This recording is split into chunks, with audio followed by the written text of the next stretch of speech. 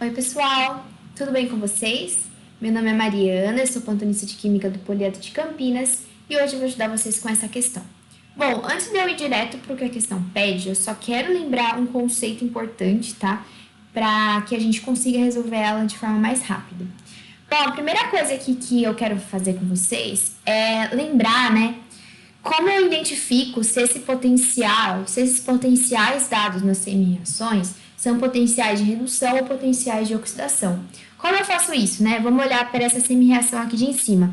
Eu posso olhar e apenas ver que esse elétron está no reagente. Se esse elétron está no reagente, essa semi-reação, consequentemente, precisa ser uma semi-reação de redução, tá bom? Porque eu estou inserindo carga negativa em uma das espécies presentes nesse reagente, e aí, consequentemente, esse NOx vai diminuir no produto. Se o NOx diminui, a gente tem uma reação, no caso aqui, uma semi-reação de redução, tudo bem? E no caso aqui de baixo também seria a mesma coisa, porque esse elétron se encontra no meu reagente, então a gente teria aqui também uma semi-reação de redução. Outra forma de olhar isso é você calcular o NOx de todas as espécies envolvidas, né, nas duas semi-reações. E aí você vai perceber, por exemplo, que esse cromo vai passar de mais 6 para mais 3. Então, você confirma que aqui a gente tem um processo de redução, tá bom? E aqui é a mesma coisa, você vai verificar que esse cloro, ele vai começar a reduzir, tá bom? Beleza, esse era o primeiro raciocínio. Agora que a gente já identificou que ambas semi-reações são semi-reações de redução, eu preciso lembrar de um conceito muito importante. Se ambas semi-reações são semi-reações de redução, esses potenciais dados são potenciais de redução, tá bom? Então, se eu comparar as duas e colocar as duas para ocorrer juntas, qual vai ter a tendência de reduzir?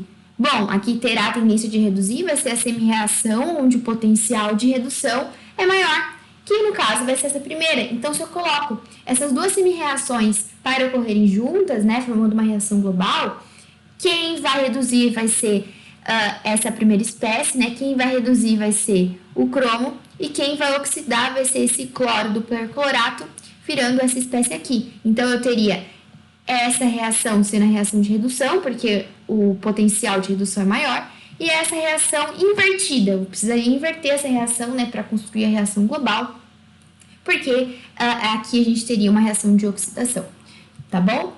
Vamos agora ler de fato o que o exercício pede pra gente ver o que tá acontecendo nesse carinha aqui, ó. Ele fala assim, né, que o conhecimento dos potenciais padrão permite que se façam previsões quanto à espontaneidade de algumas reações químicas.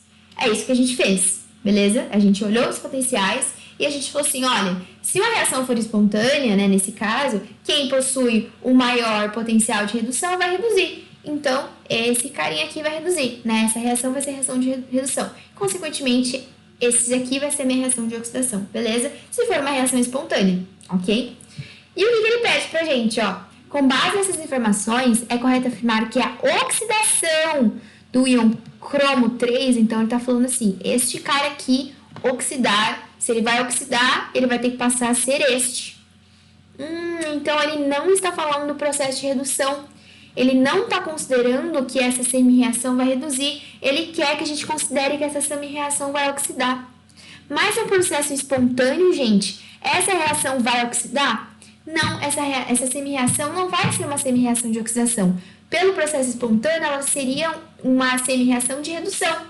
Então, aí a gente já tira várias alternativas, ó. Porque se eu preciso forçar para atingir o que o objetivo pede, essa reação não vai ser espontânea, porque se fosse espontânea, essa primeira semi-reação que eu tenho, ela reduziria, porque a gente tem um potencial de redução, um potencial de redução aqui maior, beleza? Então, a gente já eliminaria a letra A, a letra B, ficando com a letra C, D e E, ok?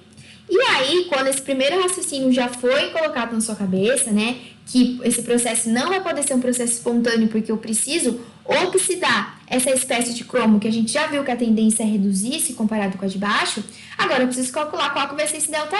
E esse ΔE tem que ser um ΔE negativo, né, gente? Porque processo espontâneo é negativo. Então, aqui eu já excluo a A, B e a C, ficando com a D e a E. E agora, tem duas formas de eu calcular esse ΔE. Vamos para a forma mais simples, tá? Qual que seria a forma mais simples? O ΔE, então, eu coloco o potencial de redução daquele que reduz, menos o potencial de oxidação, menos o potencial de redução daquele oxida. Cuidado que aqui eu continuo utilizando os potenciais de redução para ambos, só que eu coloco primeiro o potencial de redução para aquele que a gente quer que reduza, e aqui, depois, eu coloco o potencial de redução para aquele que a gente quer que oxide. Então, pelo exercício, né, a gente quer que oxide essa semi-reação. A gente quer que oxide essa semi-reação aqui de cima. Então, esse potencial, por mais que seja o potencial de redução, é o potencial de redução daquele que eu quero que oxide. Então, eu coloco aqui 1,33, certo? Esse menos, ele vai aparecer aqui por causa do cálculo nosso delta E, tá bom? Porque, novamente, é o potencial de redução daquele que reduz menos o potencial de redução daquele que oxida. Dessa forma, eu não preciso mexer com as equações. Eu apenas coloco o valor aqui dado, sendo que esse valor a gente já descobriu que é o potencial de redução, né? Fazendo análise da equação. E esse carinha aqui vai ser o potencial de redução daquele que reduz, que a gente vai forçar que reduza. Então, ó, eu coloco o potencial de redução daquele que reduz, que eu quero que reduz, menos o potencial de redução daquele que eu quero que oxide. Calculando essa continha vai dar menos 0,10 volts, que é a letra D. Outra forma da gente calcular, né, esse delta E, seria pelas somas dos E's. Só que a soma desses potenciais, que é esse potencial de cima e aqui de baixo, eu preciso fazer essas somas, mas respeitando a forma correta das reações. Como que eu faço isso? Ó, observe que essa reação aqui de cima, eu vou ter que inverter ela, porque eu quero que ela seja uma reação de oxidação, uma semi-reação de oxidação. Então, como que ficaria aqui em cima? Ó, ficaria o seguinte, eu vou ter que inverter, tudo bem? Então, estou invertendo ela aqui para vocês verem o que vai acontecer. E quando eu inverto, o que eu tenho que fazer? Eu tenho que inverter o sinal aqui também. Então, aqui fica menos. 133, tudo bem? A de baixo continua da mesma forma, porque eu vou forçar que ela seja reduzida, né? Que essa semi-reação vá reduzir. Então, eu não mudo também esse potencial de redução. Observe que agora eu tenho potencial de oxidação, porque agora essa reação indica uma semi-reação de oxidação. E aqui embaixo continua sendo um potencial de redução, porque essa semi-reação não foi mudada, continua sendo uma semi-reação de redução. Então, agora basta eu somar os dois. Quando eu vou somar para encontrar a equação global, eu não somo as duas semi-reações. Então, quando eu somo, mas já deixando certinho as duas semi-reações, eu posso somar também certinho, tá? Quando eu já arrumei os dois potenciais, eu posso simplesmente somá-los. Somando menos 1,33 mais 1,23, eu obtenho menos 10 volts. Tanto faz, tá, gente? Tanto faz o que vocês normalmente utilizam aí, mas eu acho que a sacada principal do exercício é a ler que eu teria que forçar uma oxidação, sendo que a tendência por possuir um potencial de redução maior era que ele reduzisse, então já tinha que ficar claro que teria que ser uma reação não espontânea, tá bom? Eu espero que tenha ficado claro. Caso ainda não esteja claro, por favor, entre em contato que a gente resolve isso, tá bom? Bons estudos, espero ter ajudado vocês e qualquer coisa é só chamar.